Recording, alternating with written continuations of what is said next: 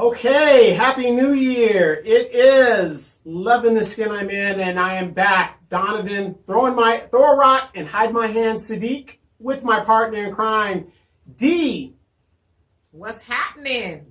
How was your New Year? How's everything It going? was awesome. I can't complain. I mean, it was the same as usual. Same as usual, other than, your man Al being in town. Yeah, he was in town, but he was very sick. So. Very sick. Engagement on the horizon. That's to be determined. We need to be determined. You need to put that thing on his hand. But he was so sick he didn't want to come on the show. That's how sick he was. We had him on your one show. So. It happens. It happens. So, but you guys had a good visit. Everything was good. We did. Okay, that's great. Loving the Skin I'm in, Donovan Sadiq. D. Kaye is in the place, and of course she has a awesome show on Sundays at 3 p.m. Facebook Live. You guys get into it. If that camera is moving, that is because my cat Tylen is finally back home. As you guys have heard, he was missing during the holiday season, and he ended up all the way in Norco from Moreno Valley. This cat is wilding out. He's wilding out. So if you see the screen moving and all of it, or you see him climbing the screen, or he jumps in my hair, right? That's just what he does. That's just what he does.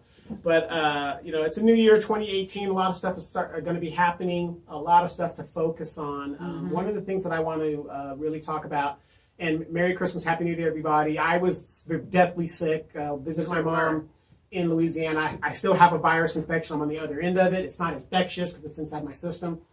But I'm about to say, because let me go and pack my stuff and leave. It's inside my system, so I got a lot of mucus in my lungs and things like that. But it's that good California clean air that we breathe, which is that's what they say. Yeah. Well, you know what I think the problem is really is because the air is cleaner because of the storms and stuff that we're not used to breathing. Right, clean we're used to this dirty, gray, smog. And it just changes the way we look at stuff.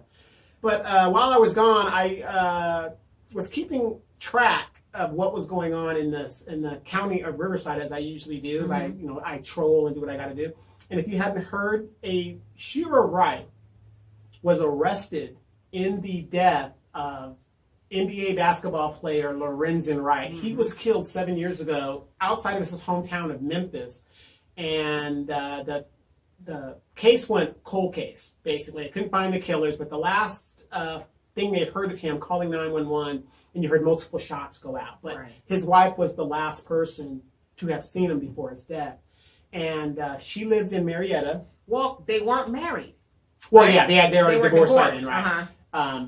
And she lives in Marietta, and there's a long story of how she ended up out here. Isn't it funny how, all these stories, Hollywood stories, end up in California, and they stain the city and the county. Stain the city. All this other stuff. But she lives in Marietta. Her twin boys play basketball down at the Marietta High School there. They're juniors this year, and she has another son that's playing at a college and an older daughter. They had 6 kids together.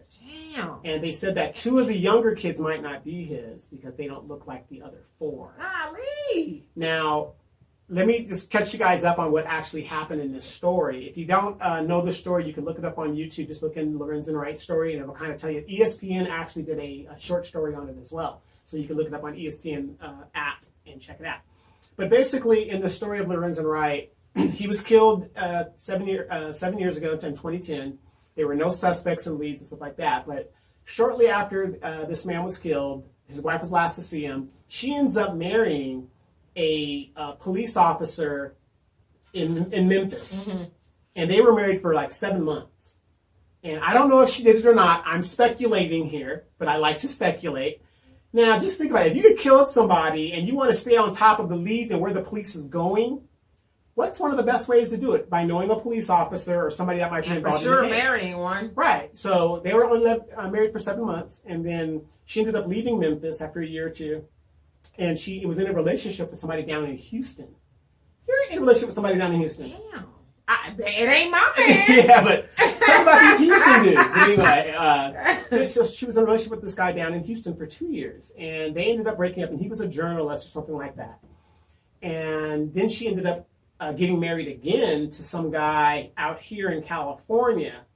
Now, there was a break in the case. They found the gun in a lake in Mississippi. If you guys know about geography, Memphis and Mississippi are right on top of each other. So the interstate and the border is like right there. It's real crazy.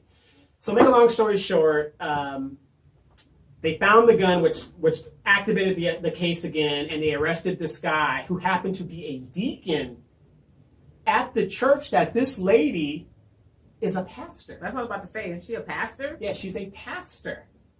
Now, this is a very interesting story. It is very, very interesting. Come to find out, they had gone to high school together Her and previously. No, yeah, her and the deacon. So they had a previous relationship. Isn't that strange? And he has been charged with murder one. She has been charged with murder one. The biggest problem right now is she's fighting extradition back to Memphis. So right now she's in Robert Presley Detention Center? She's in Robert Presley Detention Center, Wow. and she's supposed to be arraigned, I believe, Thursday? Are you going? Again, yeah, I'm going to run down there and check it out, see what's going on. It's probably going to be the most crowded. Oh, no, I place. doubt it. You don't think so? Yeah, because nobody's really... Lorenzen Wright wasn't like a Michael Jordan type guy, but he was a Michael Jordan in Memphis. Yeah, but it's like this big murder mystery, you know, and all of that. And here's the funny thing. This guy made $55 million over his NBA career. That's a lot And of as money. you see, Thailand is messing with the screen. Yes. And he made $55 million. And in their divorce decree, he was to put out a life insurance policy for his kids, which was $1 million. So $1 million just straight or $1 million a piece? Well, $1 million straight Okay. for the kids, the 6 kids. Now, her and the father ended up in court, probate court, whatever they were doing, fighting over this because the father had a problem with the fact that the mother was taking the money and spending it. She went through $1 million in 10 months. Huh? 10 months. Well, okay. $1 million in 10 months is not that much. She's probably used to living high on the hog. Like you said, her ex-husband, baby daddy, father, the father of her kids. High school sweetheart. High school sweetheart. Yeah, she's about 4 or 5 years older than Lorenzen. So $55 million that he's made, she's probably used to just blowing through money. But if it's supposed to be for the kids, right, and that's what the father had a problem with because this is supposed to be for the kids, not for her. It's you know, this is like I say about child support. It's child support, not host support. Mm-hmm. Okay, so but in that she, you can see it on the show. She bought a house, $300,000 house. She bought an Escalade. Now this is money for the kids. As of right now, these kids have no money. Well, what was she doing for money? She doesn't work. Because she lives in Marietta. That's not a cheap, place to stay. Right. Now, here's the funny thing. When she was arraigned, if you were arraigned for a crime, wouldn't you expect Al to be there? Yeah. Her husband wasn't there. And the 2 times she was arraigned in downtown Riverside, her husband did not show up. Okay, now, who is she married to now? The police officer? No. She divorced a police officer, got in a relationship with the guy down in Houston. Okay. She didn't marry that guy. They were in a relationship for 2 years.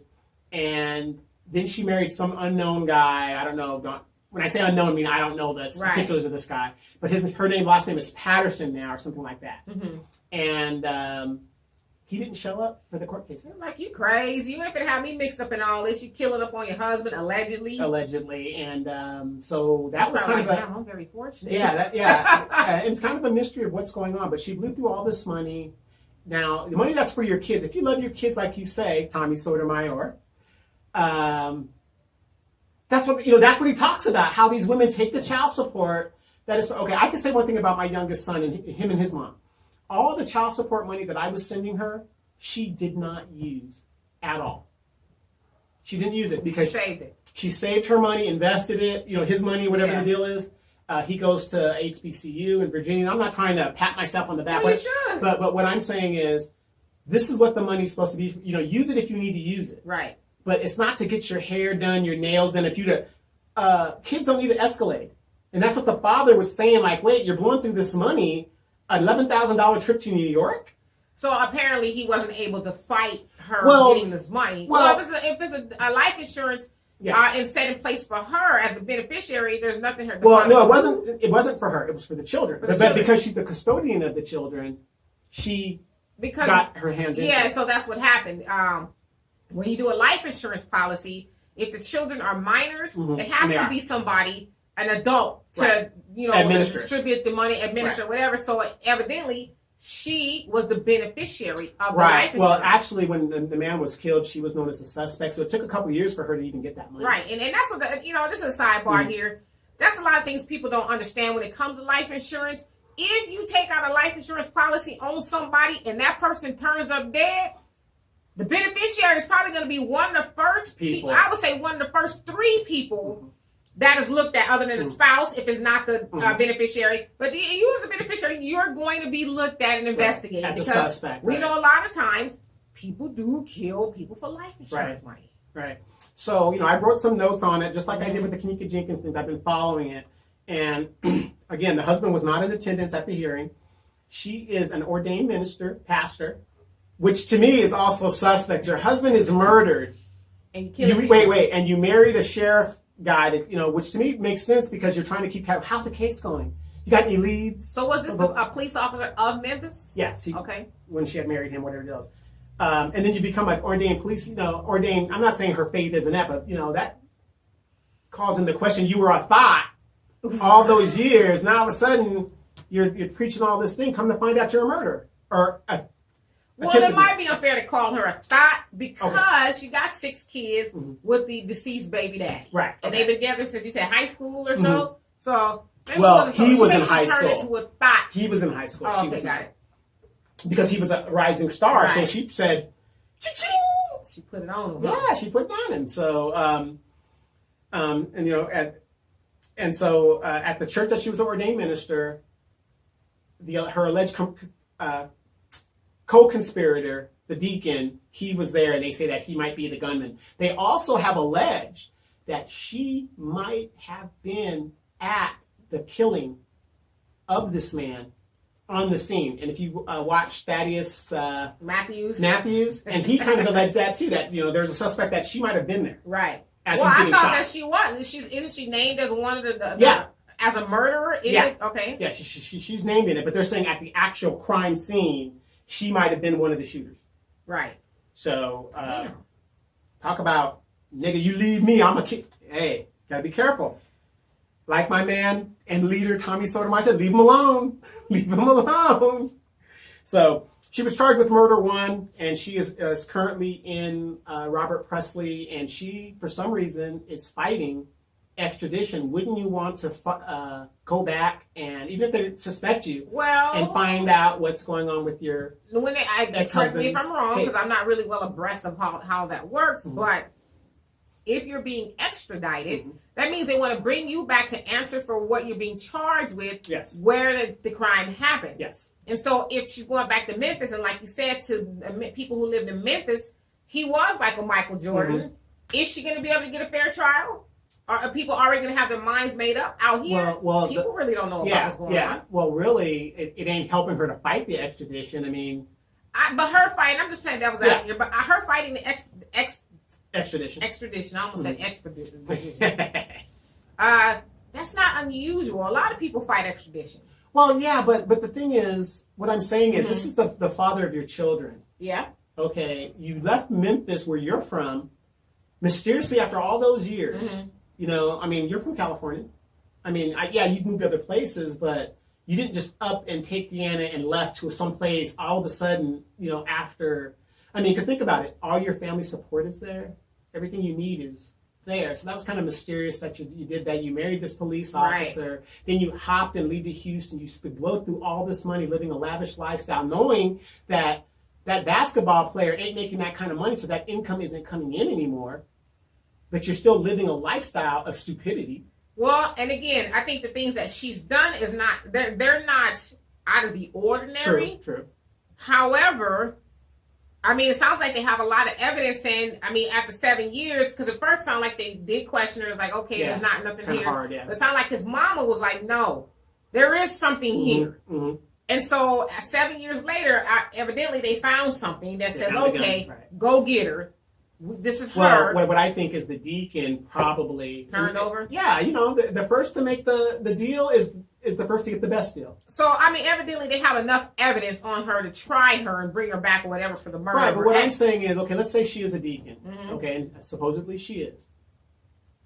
The truth shall set you free. So why would you be fighting all this if you know what I mean? It just doesn't make... okay, even if she's innocent, why fight it? Let me go back, answer these questions, do what I have to do, because I had nothing to do with this at all.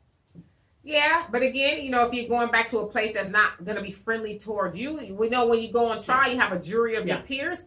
Are those people going to be her peers? Or are they going to be her ex-husband's peers? True, that's true. And another question you have to bring out is her lawyer. Now, this woman had $1 million policy. that was left to her children. Mm-hmm. Guess who her lawyer was? Don't tell me it was L'Oreal Red. Public defender. Right now? Public defender. Well, I mean, listen, you don't have the money. The type of lawyer she's going to need. Wait. No, I understand that. But for the money that she blew through and all this lifestyle that she lived, weaves. You see her Facebook page. You can go to her Facebook page. It is. There's a $1 million weave down there. No. I mean, no. She, like I said, she looked really nice when she's done up.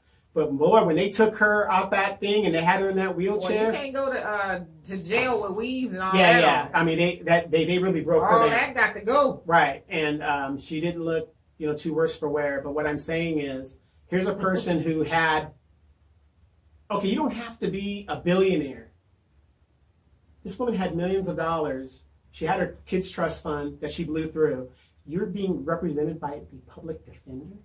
Yeah, I mean, it's expensive to have somebody defend you for a murder trial. Hell, it's expensive to have somebody defend you for jaywalking now. Right. But what I'm saying is, though, she had means. She had, is the operative word. She don't have that money no more. And so now she's taking a gamble with a public defender. Mm-hmm. But to me, I would think since it's kind of a sensational case, that some prominent or up-and-coming attorney would want to defend her just to get their name on that. Well, the public defender here is only in jurisdiction of California. I wonder who it is. They're doing that to do the extradition. Mm-hmm. They don't understand why she's fighting the extradition. They're like, look, you're going to go one way or the other. You're just delaying. Well, that's probably why. She's like, I know I'm going to a hostile environment if I go back. But put it in God's hands. She's a pastor. That's right. I think that would be her ideology, right? Mm-hmm. Put in God's hands, let go and let God. That's it. Like, not today, bitch. Yes. So for those of you guys out that want a couple of quick clips on this, just take a look at this, and we'll put some clips up to give you a heads up on the Lorenzen Wright story. And personally, I don't know if she killed him or not, but a lot of the evidence leans toward she's probably had something to do with it. That remains to be seen. So just take a look at this and tell us what you think. Wright is charged with plotting to kill Lorenzen with another man and having a role in the basketball star's murder in the summer of 2010. Local 24's Brad Broders joins us live in Riverside, California this evening. And Brad, what really stood out in court today? Well, good evening, Katina from California. This highly anticipated first court appearance, while only a couple of minutes long, still included some surprises, specifically when Sherra Wright will be extradited back to Memphis to face the charges in the murder of her ex-husband, Lorenzen Wright.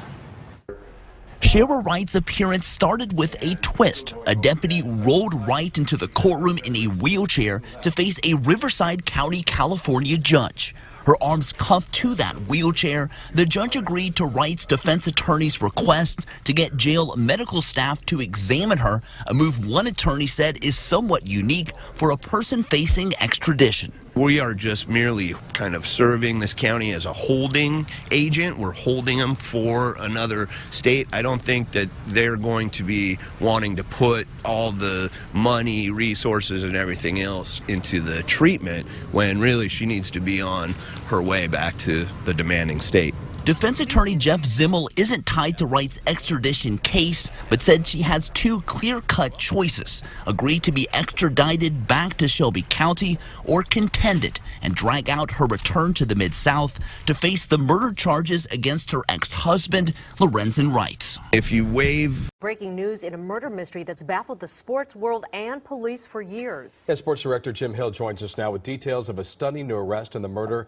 of former L.A. Clipper Lorenzen Wright. Jim? This is really, really sad, Lena and Jeff. It certainly is. The Riverside Sheriff's Department tells us this evening that Wright's ex-wife is behind bars tonight down in Riverside, 7 years after his murder. Wright was drafted by the L.A. Clippers in 1996. He went on to play for the Grizzlies, Hawks, Kings, and Cavaliers. But in July of 2010, Wright's ex-wife, Sherra, told police that he left her home near Memphis with a large amount of money. Hours later, police got a 911 call from his cell phone, and the dispatcher said that he heard some 11 gunshots. Wright's body was found 9 days later. Just a few weeks ago, a break in the case when police found the gun that killed him and arrested landscaper Bill Turner. Wright's mother confronted him in court last week. Mr. Turner, you may step back to the back. Ms. Williams will come talk. How could you have murdered my son? That's what I didn't know just happened.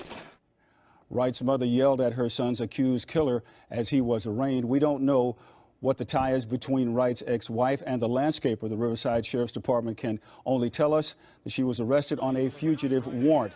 But years ago, she did tell a Memphis newspaper that police considered her a person of interest in Lorenzen Wright's murder. The two have some 6 children together. And of course, if there's any further details on this, we'll have it for you. Lena? And that's Lorenzen Wright's story. All right. So what else you got? Well, basically, I want to kind of run down. I mean, I just can't, this proves what Tommy Sotomayor had said. Leave these black women alone. That ain't proof. Leave that black woman alone, not all black women. Widow. Because we know God good and hell well, there's a lot of white women out there that black widowed her man. Where? Show me stories. Show me stories. I mean, we're showing you proof here. Show us stories of white women doing this kind of stuff. Because a white woman is smart enough to know you don't kill the goose that lays the golden egg. You know what? Get the hell. You and Tommy, get the hell out of here with all of that, okay? Get out of here. If this man is dead, he can't bring in millions or thousands or hundreds. You don't kill the golden goose. Well, but okay, I'm not trying to defend her or nothing, but she didn't kill killing him allowed the golden eggs to come to her. But it comes to a stop. But what was she getting, child support? Yeah. How much this woman was getting $26,000 a month. Oh. And she did kind of kill the golden goose. A month. Her youngest child is, I think, no more than 4th grade. Okay, so yeah. Or maybe I'm sorry, maybe 6th grade. Maybe 6th grade. Pretty much. Well, maybe she felt like I need the lump sum now. That is $300-some thousand a year. Is it? Yes. Well, I need the lump sum now. $1 million? She could have made that and then some over an 18-year period. I need my money right now. I need my money up front. I need my $1 million right now. Well, you got it. You got it.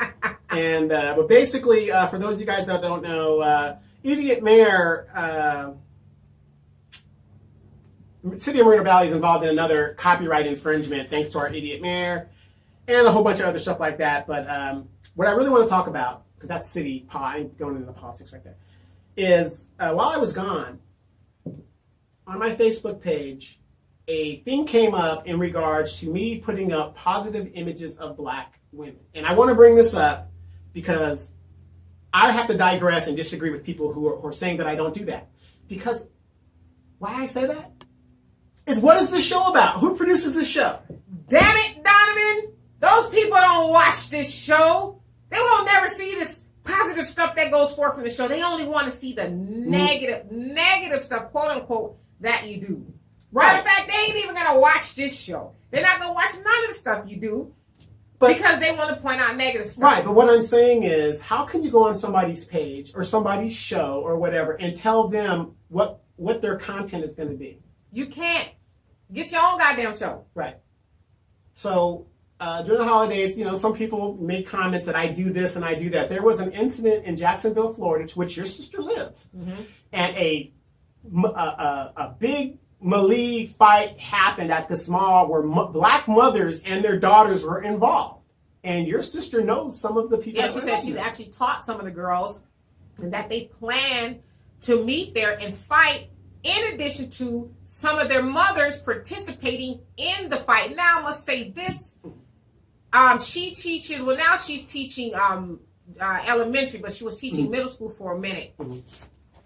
In some of the urban areas, it's not a secret that a lot of times these mothers are very young as well. It's very possible for a mother to have had her child at the age of 12 and 13. Yes. So these kids, I think they're maybe middle school, maybe high school at the time. Junior high. It's not unlikely that the mothers are probably in their late 20s, mid 20s, and 30s too. I'm not saying that's why they should have been out there fighting, but you asked, what are we going to do about it? That was the question that Donovan asked. And then all these, naysayers and people came on here and said, oh, you're always talking negative about black women and this, that, and the other. And, you're posting this for... right. It's not helping the cause by posting negative. Yeah. But the thing is, if we don't see it, what are we supposed to be, blind? No, we're supposed to sweep it under the rug and pretend that it's going to go away. It doesn't happen, that this isn't happening. But people won't educate themselves. And that's the unfortunate part about it. Is you're asking a valid question. What are we going to do about this? But the question, I think I answered the question. I don't think very many other people answered the question. They wanted to dogpile you and say that you're offering up negative images. Or for every negative image, we need to put up positive images. Okay, but we still got to deal with the negative images. Right, but okay. Here's my answer to that. If I'm putting up the negative, it's like I tell you about Tommy Sotomayor, you know, whatever. Okay, he's putting up negative images of black women. Okay, where's your positive image of black women? Right, but again, what people fail to realize is, and this is, Dr. Claude Anderson ideology, because we control less than 3% of the media, regardless of how many positive images we put up on our Facebook pages, right, or to put up on our Facebook pages, Twitter, whatever thing you have, as long as we don't own any of that, because we know black people get shut down every day on Facebook for posting positive images or saying something uplifting to black people. Yeah, matter of fact, there was a group today that was arrested by the FBI, and they were identified as black extremists. So there you have it. So here we are talking about we need to put up positive images for every negative images. That is not going to matter as long as we don't own the outlet that's putting these images out. So we don't own Facebook. We don't own Twitter. We don't own MSNBC. Hell, we don't even own BET. And so until we start getting more media control, we can control our own narrative. So yes, it's kind of fairy tale to think, whenever somebody puts up a negative image, we need to put up 2 positive images. That's great on the surface, but we still got to deal with why the negative images exist. And so to your original question, what are we going to do? Right. It's one thing to say, well, their moms need to be in control of them, but their mamas was out there too. Their mamas out there too. So I'm with you. What are we going to do about that? But yet niggas, and I know I shouldn't use that word, but I'm going to use it again. Niggas always want to, not black people, but niggas always want to tear down somebody who is trying to make a difference with black people. And that's another thing. We need to stop doing that. He might know whoever disagree with you.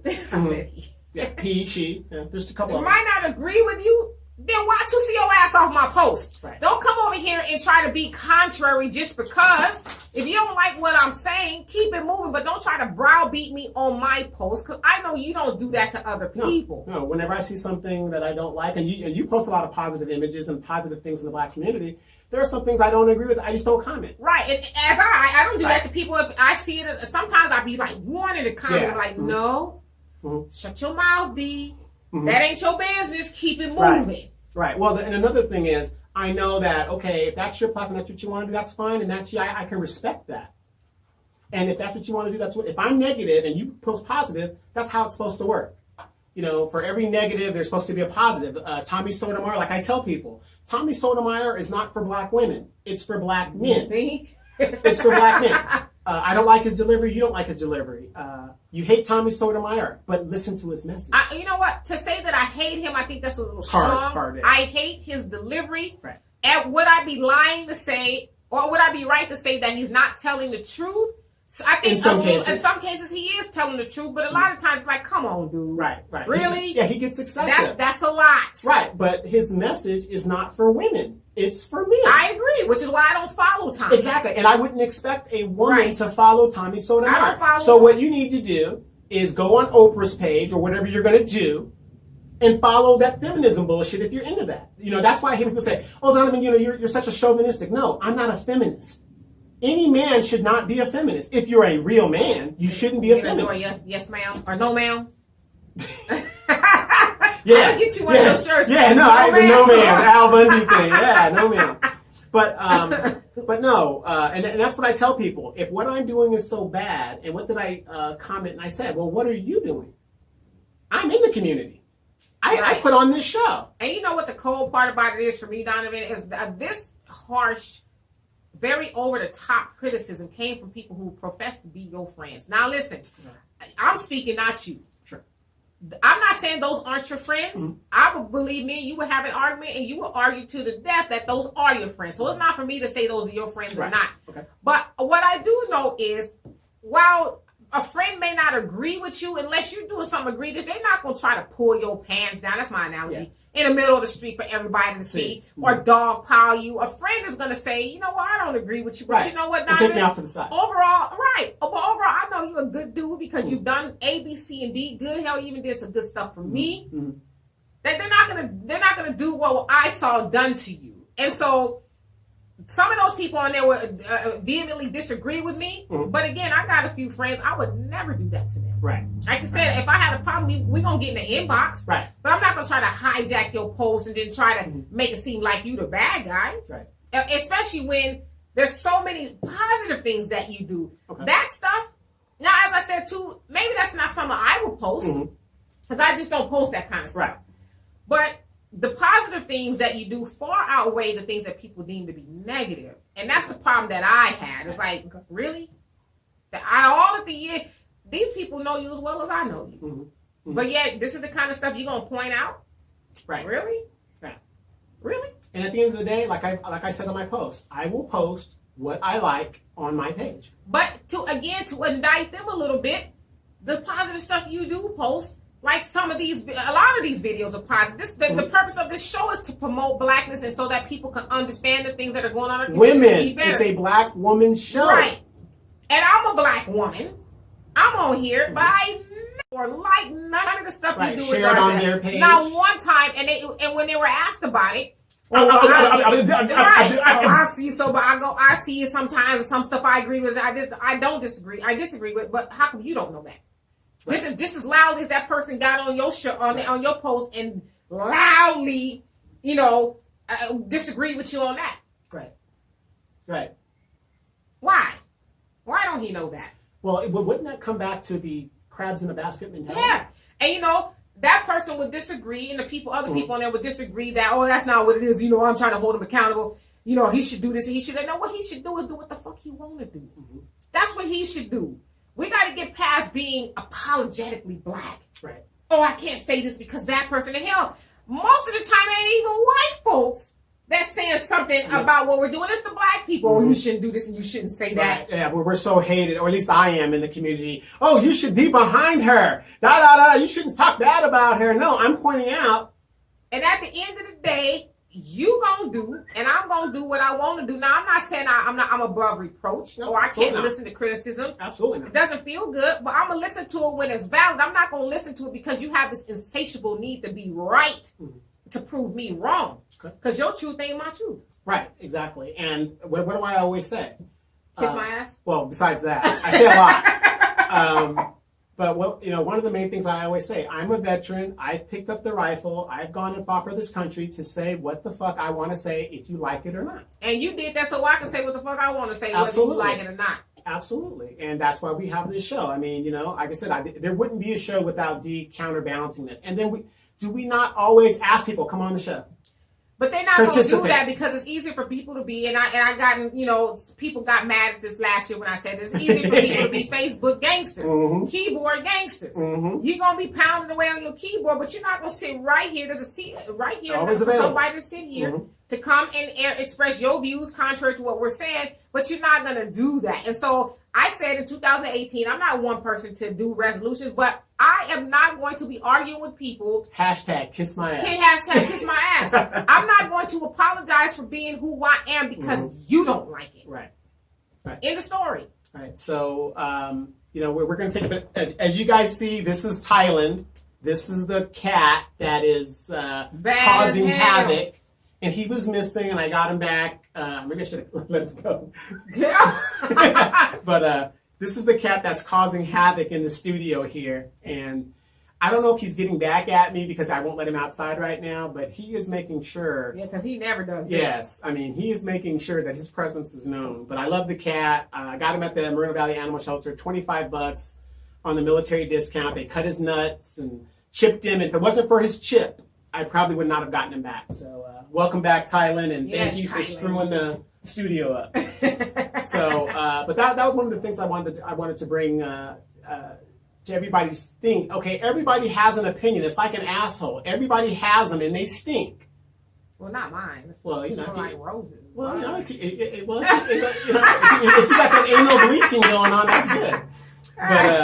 But no, we always challenge people to come on the show and put your money where your mouth is. It's easy to be, like you said, to be a keyboard gangster and say this, say that.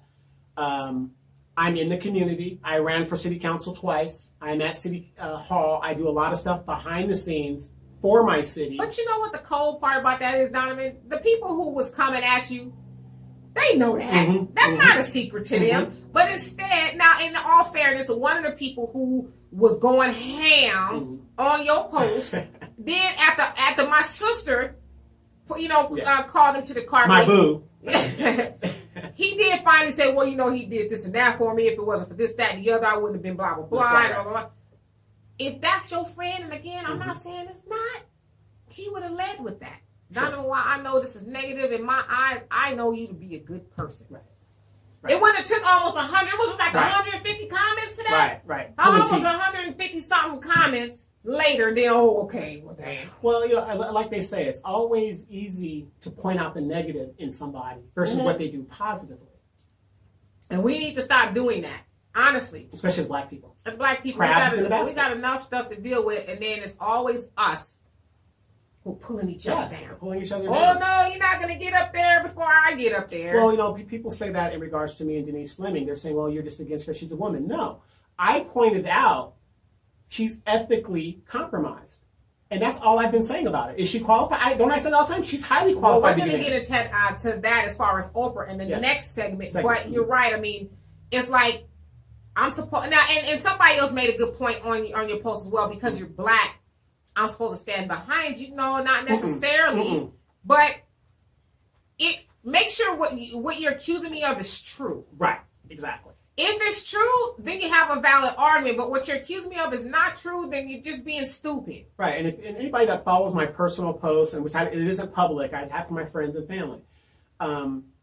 Did they know I put up things against Hillary? I put up things against Trump. I'm all over the place because I'm an independent person. But even if you put up things just about green people, that's your right. Exactly. When you signed up for Facebook, it didn't say, okay, before you do this, you got to make sure everybody is going to agree with everything you do, okay? You didn't have to do that. Right. And so you have these people who I don't want to say I don't like them because that's not what I'm trying to say is hypocritical. I just don't like people who feel like I need to be boisterous against everything you say. No, motherfucker, be boisterous against the shit you say. Worry about yourself. Right. And that's what we don't do that enough, especially when it comes to social media. Worry about yourself. I should be able to, like, I have people, I could put up something about veganism. Whatever I put up, oh, that's not true. Right. Or this, that, and the other. Listen, I didn't do this shit for you because I know you was going to be the first motherfucker to come on here and say something contrary. I didn't do this for you. I did this for the people who are going to like what I'm talking about. Right. And I'm past explaining myself to people. Right. Absolutely. And, in 2018, hashtag kiss my ass. We're going to put that on the... That's the motto. That's the motto. Kiss my black ass. Because, there's a lot of stuff going to be coming down the pipe in 2018. A lot of changes are going to happen. We're going to talk about that in the next segment. I've got a lot to say about that in the next segment. But, again, when people talk about what I don't do, and I don't been saying about Donovan, but I have to bring this up. Just because you don't see me doing certain things, know what you're talking about before you start talking. But do you also know, and I know I'm asking a rhetorical question. Do you know that the revolution is supposed to be fought on the ground? Exactly. You're not supposed to expose. I'm preaching to the choir. You was in, military for 24 years. You know every move y'all did wasn't like, okay. Yeah, here we come. Iraq. Yes. This is what we about to do. On this day. Yeah. Right. You strategize underground. And so to your point, I don't have every time, and that's what I hate about social media too. You don't always have to publicize everything you do. Okay, guys, I'm going to go feed the homeless. Well, that's what I hate about Twitter. I'm taking a shit. Okay, now I'm wiping my butt. It's the same thing on Facebook. Yeah. You don't got to announce everything you do. But, I guess because people don't see it on social media, it's not valid. Right, but here's my thing. Okay, if I have a problem with how I see our black women, as a black man, if I can't make a comment, not saying that I'm the expert on it, but if what I'm saying is wrong, then show it to be wrong. But if it's not wrong, there is a problem looking at this video, seeing these women fighting in a mall. They don't have the restraint not to do what they're doing, and the mothers that are involved in that. But we're not supposed to see that. Well, part of the problem to me is, I'll just address it this way. To me, it'd be different if you were a black man and one of those black men out there saying, oh, I would never date a black woman, and uplifting a white woman or whatever other woman, which I've never done. And you always say Donovan is very vocal about wanting to be with a black woman. Yes. He jokes about Becky or whatever. I leave the door open a little bit, but he wants to be with a black woman. So it'd be different if you that weren't the case. But wait, I got a woman. I'm just her side piece. Wait on it. Yeah. But I think you partially see girls fighting in the mall with their mamas is because we've gotten to a place in our community, black community, that if you say something to a black woman, oh, you hating, you this, that, and the other. Who are you? Right. But we need to be able to hold each other accountable. When did that become a problem that I can't say nothing? You listen, brother, I like what you're doing. However, you would look much better pulling up your pants. Right. Or you know what, young sister, maybe you should not speak in this way. Instead, speak in this way. Or whatever the case is. You can't tell me what to do. Black men always telling us what to do. That's what they supposed to do. Black men are supposed to. Maybe a lot of our young girls wouldn't be glamorizing being strippers if the father would say, hey, that ain't the right route I want to see you going. Well, and I'm just speaking from a woman's point of view, a black woman's point of view. A lot of you guys will disagree, but hey, it's my opinion. And so what? I mean, black fathers need to be able to speak to candidly, but they're not able to. You know what I mean? For a lot of reasons. A lot of it's because they're not there, don't want to be. But the other part of it is because black women are so, not all, but some are so dominant. Right. I'm independent. I'm strong. You can't tell me what to do. You're independent, but you're taking social welfare, and that's another story. Well, I mean, it's funny, not funny, because I know somebody very closely who bragged. This is a man, as a matter of fact, a black man, bragged about making his daughter dominant and strong. And I'm like, well, she'll never be happy. What the last boyfriend she had broke up with her for that reason. Says, now you too much for me. Well, the truth be said, I have a very strong and dominant mother, which is fine. Be careful now. Yeah, exactly. I mean, and like I said, I let her be herself. That's who she is. And she had 2 boys. I understand why she had to be that way, because she had boys. Right.